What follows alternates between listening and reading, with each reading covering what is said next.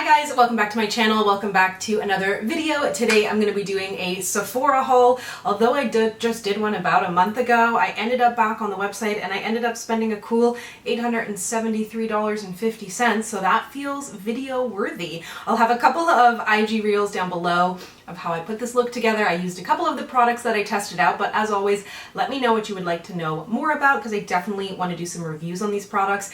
And if you're shopping Sephora, be sure to use either Honey, Rakuten. There's a bunch of great cashback sites out there. I missed it on my VIB sale. I did not miss it on this one, so I will have referral links for those listed down below, but let's go ahead and get started.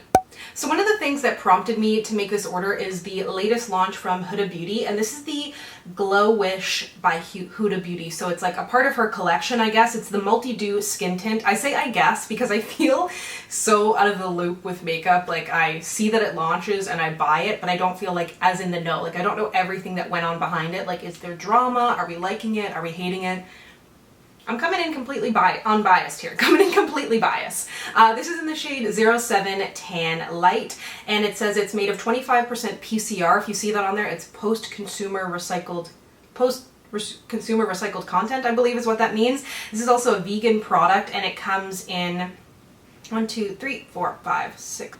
Comes in 13 different shades, retails for $49 Canadian. I picked mine up in the shade 07 Tan Light. Feels to be a pretty good match. I could use a little bit more depth. Definitely very, very dewy, as they say. Like, it's dewy. Liquid formula, light coverage, radiant finish, and fragrance-free, which I love to see from Huda Beauty because that first foundation she launched was essentially a perfume.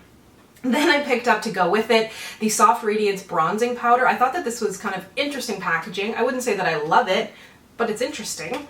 And the bronzer itself has kind of this marbled texture. I got Tan Light. I liked that they did that it kind of matched up with the foundation. It made it easy for me to shop online, which, you know what I always say, make it easy for me to spend my money, brands, you know?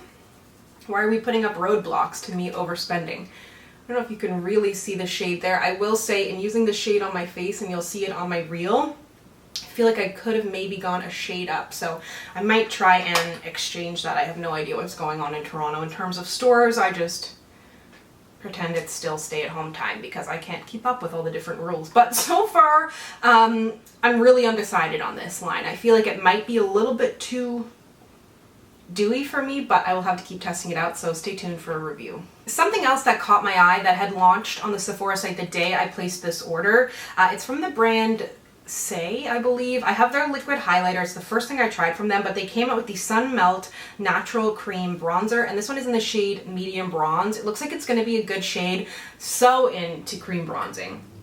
I've been loving cream bronzing for years. I started with probably the Wet n Wild stick, and I've gotten more into these potted ones, but a lot of the times when these are launched, they don't have them for deeper skin tones, but that's starting to change, which I'm so excited to see. So again, I will have to test this out. It feels a lot more, it feels very, very thin and a little bit more like waxy than the NARS.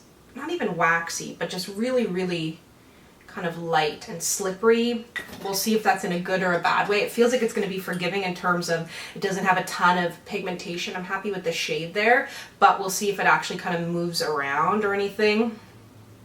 Because I just get a little bit nervous with brands like this that are like, I don't know, it kind of reminds me of RMS, where the products are really beautiful, they're all creamy, but they're made for people who have like dry, perfect skin, which is not me, so I will test it out. Then while on the Sephora website, this fully caught my eye. Anything Pat Mcgrath, I absolutely love her stuff. This is the Pat Mcgrath Labs Divine Blush. And I was even more delighted. The blush itself looks beautiful, but the box that it came in, I was like, Pat, you're killing me. Like, I think I need to keep it in its box. I will say, however, though, I'm a little disappointed because I didn't look up what the actual shade looked like, and I just looked on the Sephora website. And on the Sephora website, it looked like a really bright red, almost reminded me of NARS Exhibit A, if you remember that blush. Like a true red with kind of like almost an orange undertone or base. When I open this up, it's definitely more of a coral, but still very, very pretty. And this one is in the shade Blush Without Caution. Fabulous Flirtations, spelled like fleur, like flower in French, and Sexquisite Seductions may result with prolonged use. Okay, that's a risk I'm willing to take. Let me swatch this for you. But very, very beautiful. Has a rose embossed in it. And still has tons of pigmentation and tons of color. So although I was a little bit disappointed that it didn't look as red, I do still get a ton of pigmentation out of it. So it's almost going to pull on my cheeks as if it's a red, and I am wearing it today. Really, really nice. Also, when it comes to blushes, I picked up the Hourglass Vanish Reveal shade. I've tried the highlighter from Hourglass and the foundation, and I liked both of them a lot. So I saw this, and again, I was like, okay, this is perfect to go with the Pat McGrath. It's just this crazy, beautiful red orange. I really love these shades, especially if you have a deeper skin tone, a warmer skin tone. They're not as intimidating as they look. I promise you won't be going around clowny, unless you think I currently look like a clown, in which, you know, I don't want to hear it. But either way, I think it's a really, really pretty shade. You'll tell me anyways. This is the Natasha Denona Puff Paint Liquid Blush Serum. Again, got me on terms of like the name. I'm like, blush, serum. The shade was different. I'm doing my best to deviate from peaches, I swear. When that Pat McGrath showed up, I was like, it's more peachy, I swear. I'm not trying to. This is like a beautiful kind of berry shade. And this one is in the shade 1018. Probably has a nicer shade on the Sephora website. But this looks really pretty. That's what that looks like. And I think it's going to be, that's in full color. It almost feels like it's going to act like a stain. But it actually has a nice amount of pigmentation, because I find sometimes stains look really pretty. You put them out on your hand and they can blend into nothing. This actually holds up because it's got a little bit of a thickness and like a viscosity to it. Or it's more viscous and then it's a little bit thicker. So really pretty. I think this will be nice on lips, cheeks, and maybe even eyes. Oh, haha. Okay, this one I'm curious about. This is the Refi. I'd never heard of this brand, but because of the product, I was curious. Brow Sculpt Shape and Hold Gel with Lamination Effect. And I was like, I love a good brow product. I wanted to get the Kosas one. It was sold out, but I saw this. So it comes with two different kind of lids. So you pop up the top, and I fully forgot that this came with it, so I haven't used it yet, but I used this product for the first time today. But then when you twist, you get your brush. And I love this brush. This brush is phenomenal and my preference for brow products. I used it today. I loved the way it set my brows. I loved the way it separated them. It looked like it was going to have a little bit of white, but it's dried clear. They're not too shiny. So this could be the first thing that's coming for the Benefit 24-hour brow setter. It only has 3 stars on Sephora though. So maybe the rest of the day it's going to go weird, or maybe people were unhappy with this. I don't see myself really even using that.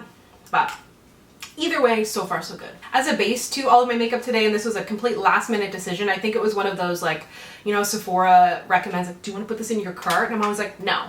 For this time I was actually like, yes, actually I do want to put Peter in my cart. This is the Peter Thomas Roth Water Drench Broad Spectrum SPF Hyaluronic Cloud Moisturizer. Anytime they put cloud, jelly, any of that kind of stuff, I'm drawn towards it. It's an SPF of 45. I was super excited about it, and I have only used this once. You get 50 milliliters in here. It's got a pump, and it's, I wouldn't say, like, I feel the texture is really light, feels really hydrating. It's not leaving a white cast. It's beautiful, beautiful. But I do feel like they kind of set themselves up by calling it a hyaluronic cloud moisturizer, in that I'm expecting a little bit of a different texture. And it's not that the texture is bad. It's really nice. It feels like almost plumping. It has a similar effect, I feel like, on the skin to the Rihanna SPF, in that it was really hydrating.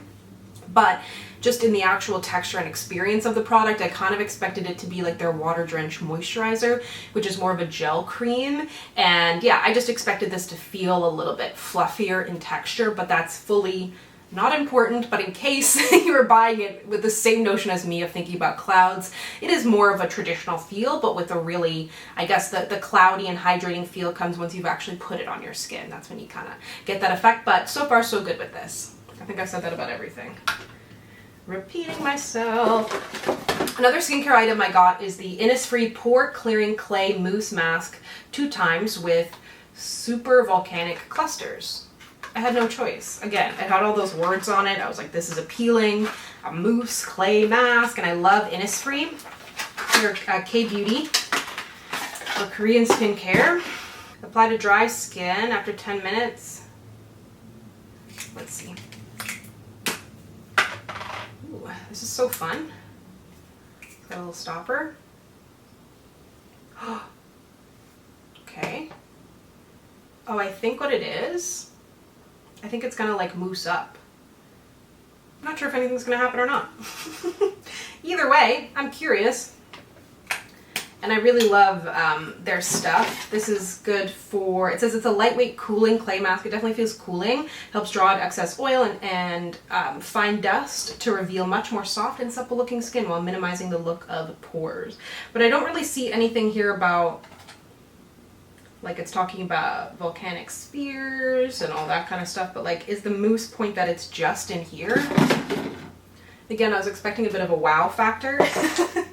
Am I being annoying? I'm just like, the product's good, but it's not doing anything special for me. High expectations today, and that's how you end up disappointed. Making up expectations of things that they never said were gonna happen. But I am going to test that out, and I really think that the product feels really nice. I love their other clay mask because it doesn't dry down, and it doesn't leave me feeling dry. And this seems like you actually get a crap ton of product in here. If this is really full of mask, you'll be using that for the rest of your life. And then, did I have any other skincare? Oh, I meant to pick this up during the Sephora sale, but I think it was sold out. And a friend of mine who's a blogger loves it, and her hair is beautiful. This is the Oribe Royal Blowout Heat Styling Spray. This is probably the most expensive hair product I've ever bought in my life. I think this was $80. I've never purchased hair stuff from Oribe, but I've heard, covered in clay mask, I've heard their stuff is amazing. But it's generally from like wealthy people with all existingly great hair. But let's see. I'm going to be giving myself a blowout soon, so I will report back on if this is worth it, because the thing is, I have a very difficult hair type, so if I can find something, even if it's expensive, that will keep me out of the salon, it will save me a lot of money and time at the end of the day. So this is the Royal Blowout Heat Styling Spray. It says, for the ultimate blowout, ultra lightweight mist, smooths even the worst behaved mop. Damn. Damn. While speed drying time. It also repairs split ends, nourishes and softens in the hair, strengthens, gives body and shine without parabens, sulfates, etc., etc. So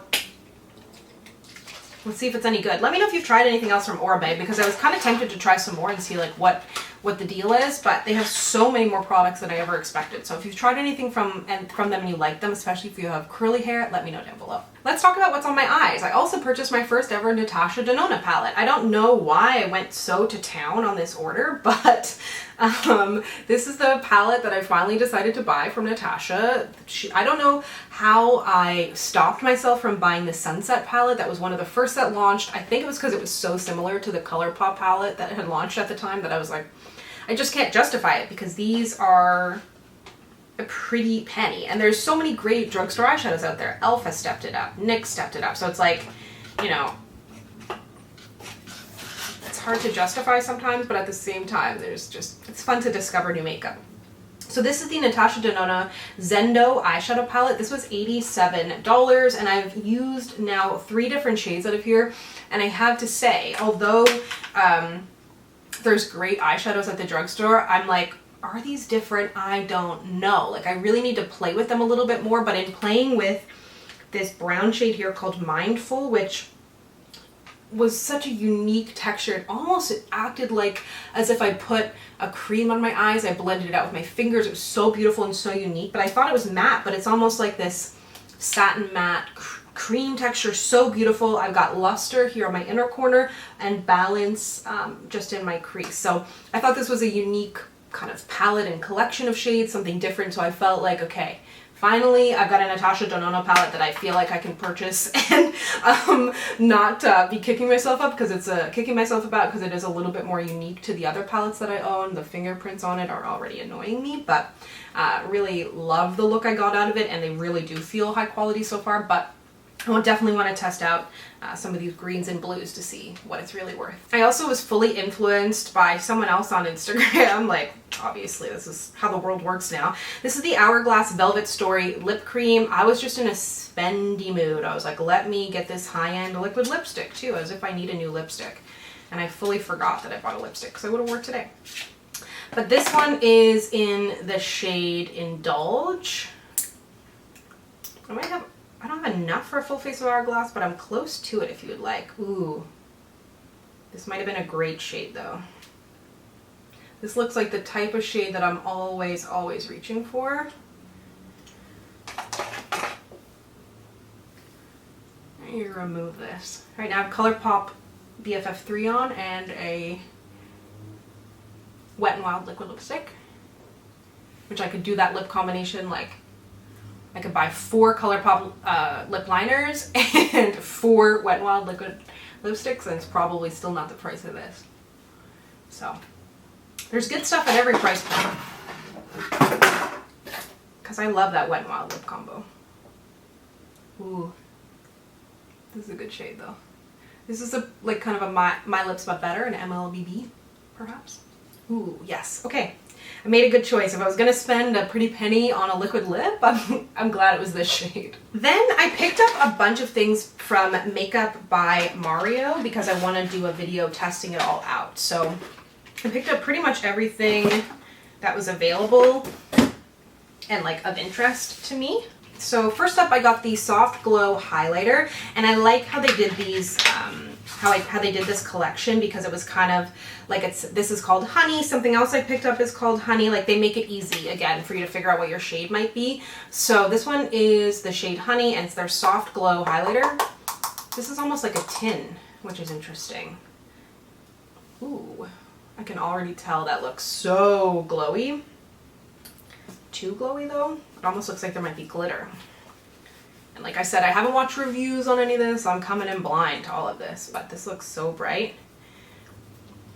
Really pretty. I just almost wish it had maybe a little bit more warmth, but that's got some serious, you see that? It's almost like metallic. That's nuts. Then I picked up Soft Glow bronzer, and I got this one. I got this one in the shade, it's going to be a pretty good shade, Medium Dark. Bronzer swatches on my hands never work out because my hands are quite a bit darker than my face, but that's what the bronzer looks like. It's in Medium Dark. Has like a nice amount of warmth to it. I can maybe go a shade darker in that for more impact. And then I picked up one of these Soft Pop powder blushes. This is in Creamy Peach. I'm not sure how I feel about the packaging. I feel like the products almost look, first of all, that's kind of messy inside, and that's brand new. But do you see how it almost looks like the pan is not as flush as it could be with the packaging? Don't you feel like there looks like there's a space there? Or am I being picky? Either way, this is the blush I picked up. As I told you, I wasn't going to buy any more peach blushes. But I think a lot of them were sold out, so you can't blame me. That's the peach here, and it's got a little shimmer in it, which I'd rather not, but a nice bright peach there. And then some cream products. I love, love, love cream contour, so I had to pick this up, and this is also in Medium Dark. So again, keeping the shades consistent. This is the Soft Sculpt Shaping Stick. I like that if it's white though, it's made out of this tin, because I think I'll be able to wipe it down if it gets dirty. So this is the Soft Sculpt Stick in Medium Dark. It looks like it's going to be a better actually match. Yeah. So this is quite a bit deeper, if you can see, in comparison to the Medium Dark that they made of the cream bronzer. So that to me is annoying, because it seems like they've made it convenient in naming the two shades the same thing, but they're not really the same, in my opinion. There should be a little bit more depth to match up with the medium dark of the powder. Sorry, there should be more dark in the powder to meet up with the medium dark of the cream. And then for the blush, oh, that's cute. On the other side, there's actually that brush, which actually seems helpful. And there's a lid, so while brushes on products are normally not my thing, that I accept. And then I got this in Raspberry. Look at that. Beautiful. Ooh, so bright. I love that. That's unique. That's very, very pretty. Tons of pigmentation. Look at that. Beautiful. But I'll have to test out the whole line. I'll do a whole dedicated review testing it out. So that's everything from me. I hope you enjoyed this haul. As always, let me know down below what you're excited to hear more about. I'll definitely be reviewing the Huda Beauty tint and the Makeup by Mario. And if you'd like to connect with me, you can find me on Instagram, Twitter, and Facebook at SamanthaJaneYT, and I'll see you guys next time. Bye!